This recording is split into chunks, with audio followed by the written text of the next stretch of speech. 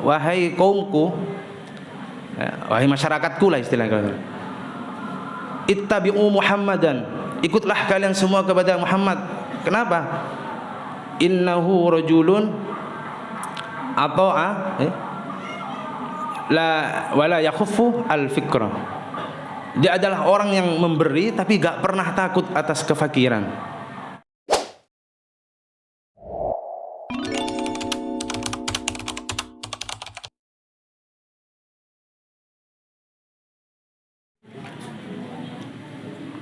Bismillahirrahmanirrahim. Assalamualaikum warahmatullahi wabarakatuh. Alhamdulillahirabbil alamin wa bihi nasta'in ala umuri dunya waddin. Wassalatu wassalamu ala asyrafil anbiya'i wal mursalin wa ala alihi washabbihi ajma'in. Rabbi shrah li sadri wa yassir li amri wahlul 'uqdatam min lisani yafqahu qawli. Yang kami hormati serta kami takdimi kepada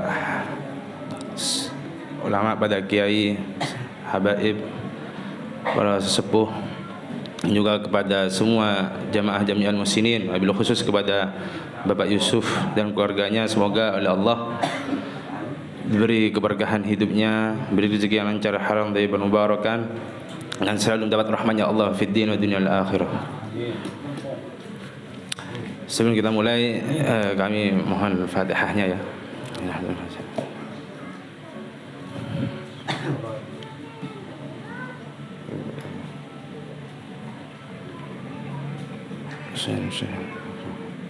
Al-Fatihah. Bismillahirrahmanirrahim. Alhamdulillahirabbil alamin. Alhamdulillah maliki yaumiddin.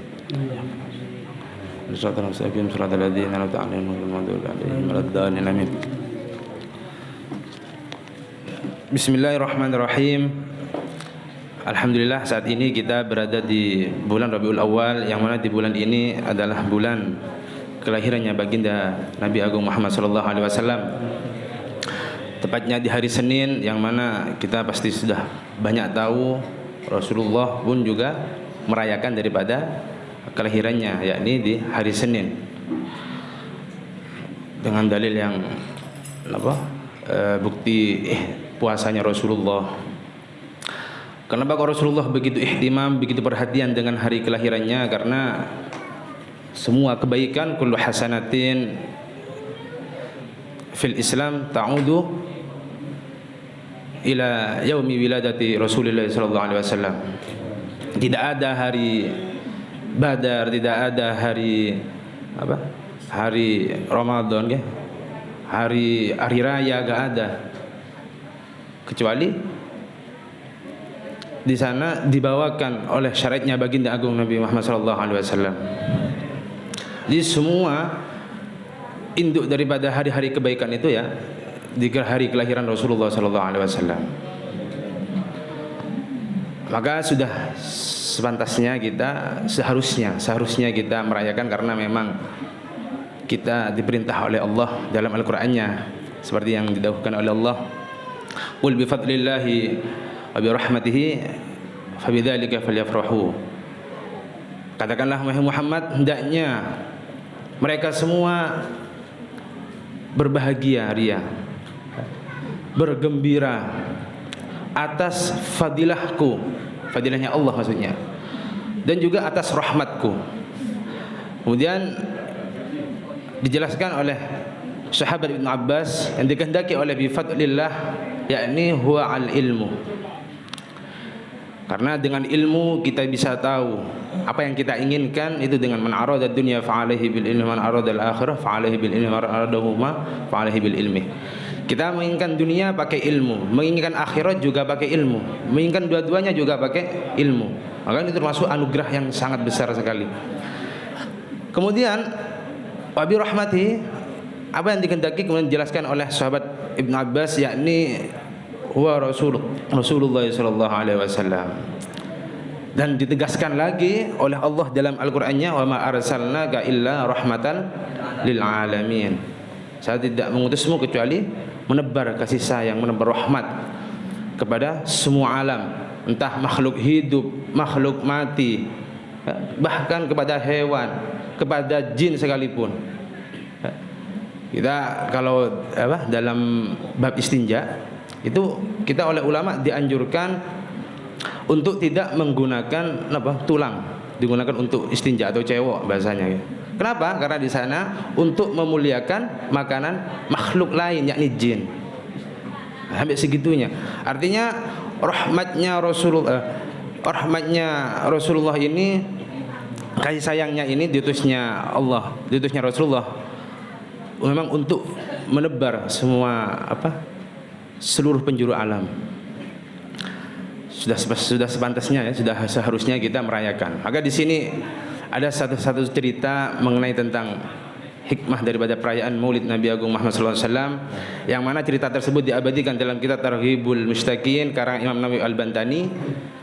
Diceritakan oleh Syekh Abdullah bin Isa Al-Ansari bahwasanya beliau memiliki tetangga seorang wanita solehah. Wanita solehah ini memiliki seorang anak yang soleh.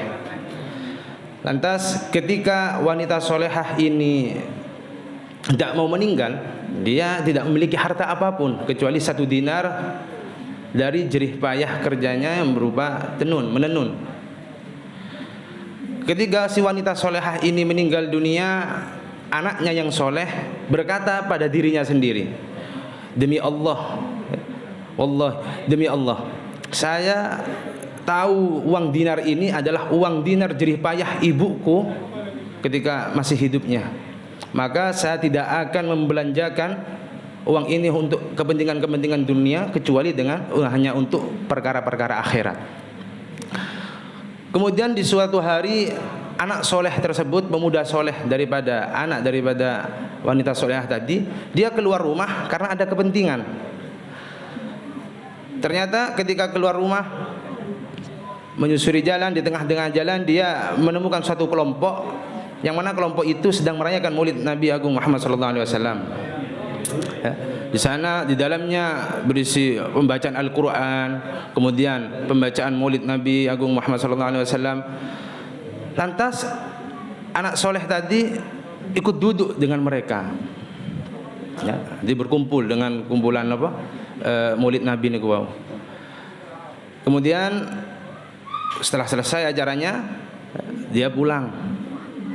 Ketika malam hari dia tidur, di dalam tidurnya dia bermimpi seolah-olah terjadi kiamat.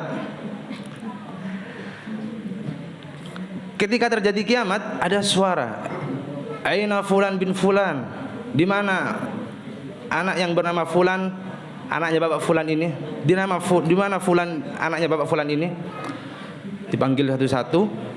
Ternyata yang dipanggil itu adalah orang-orang yang ikut berkumpul dalam Maulid Nabi Agung Muhammad SAW tadi siang nih, tadi pagi sebelumnya maksudnya. Termasuk anak soleh tadi itu juga ikut terpanggil. Setelah terpanggil semua, kemudian ada suara lagi.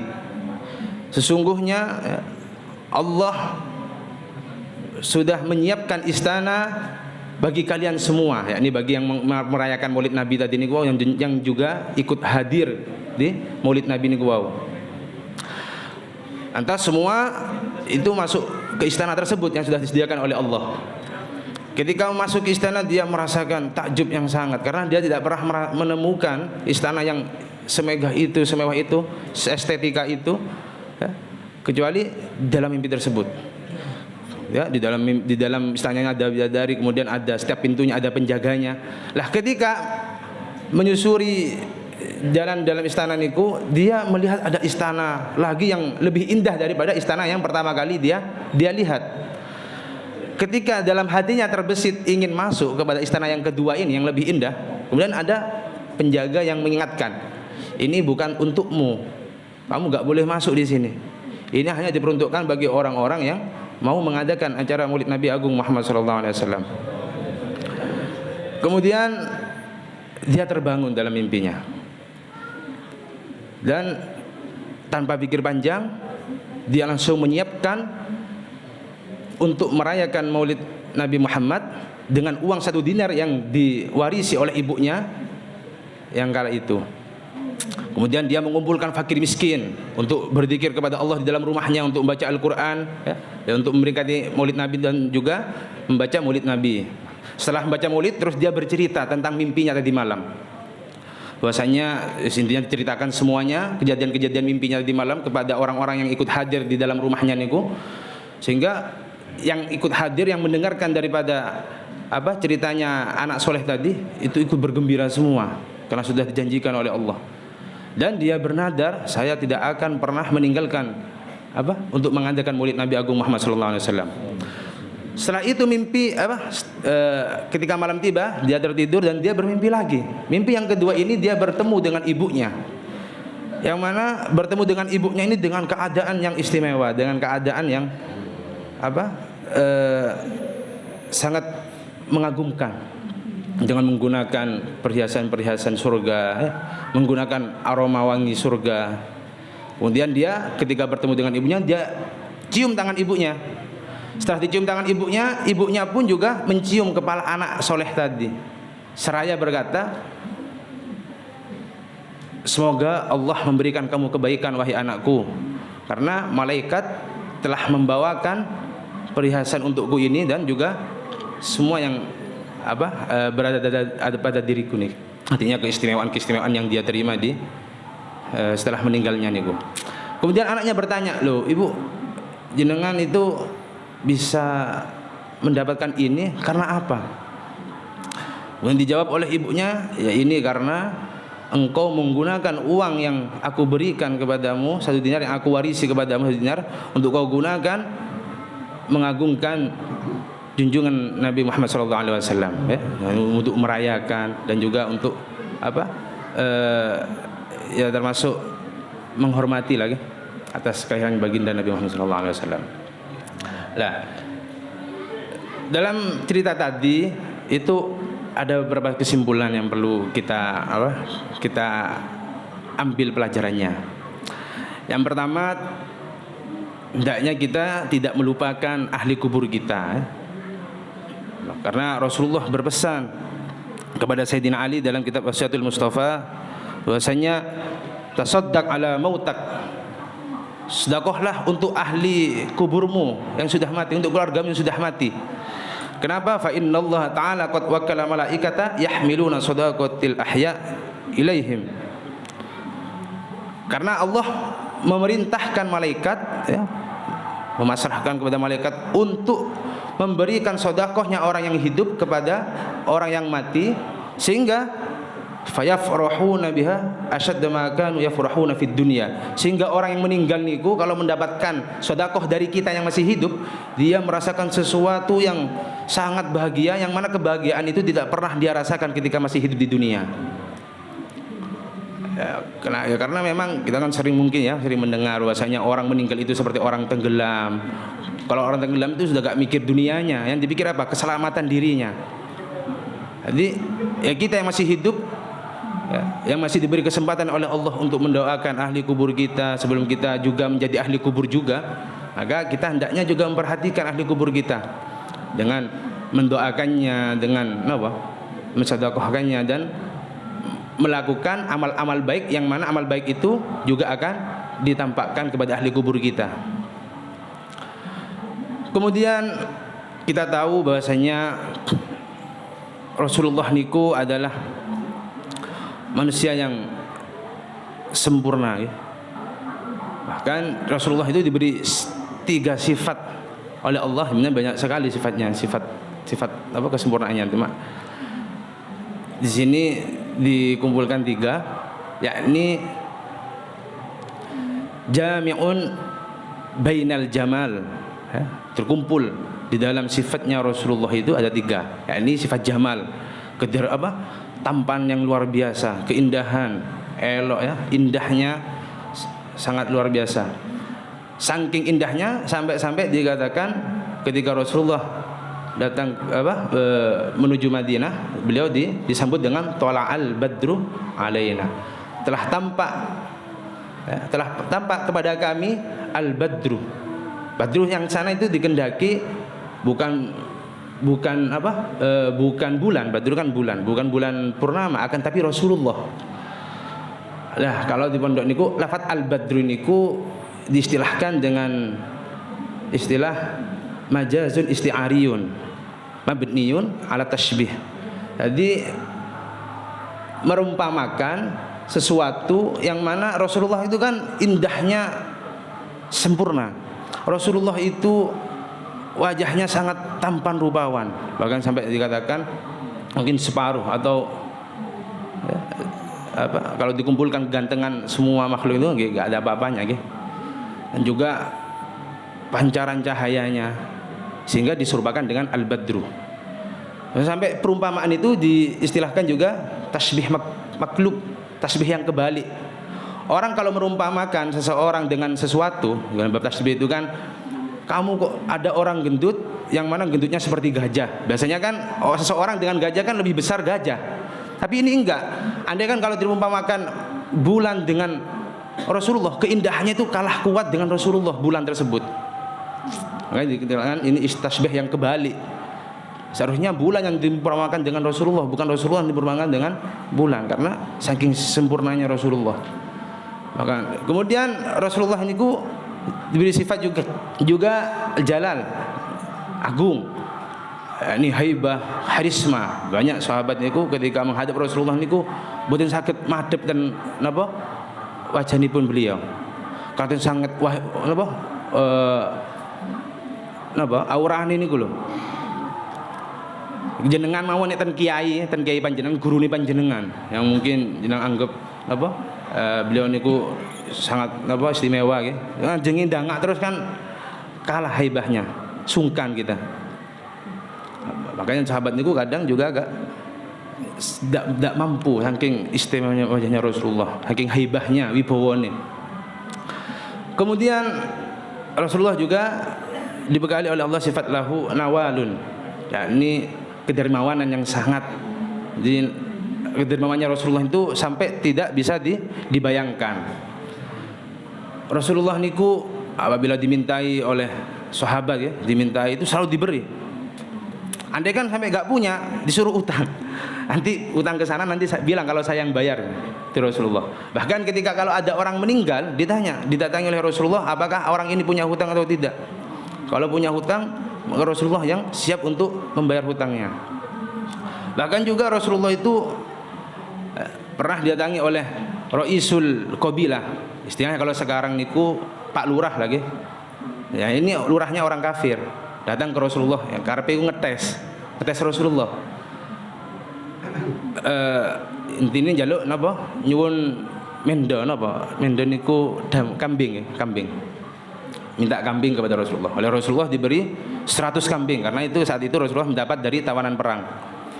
Ketika dikasih 100 kambing, oleh Rasulullah ditanya, "Hal ahsanta ilaika?" Apakah saya sudah berbuat baik kepadamu?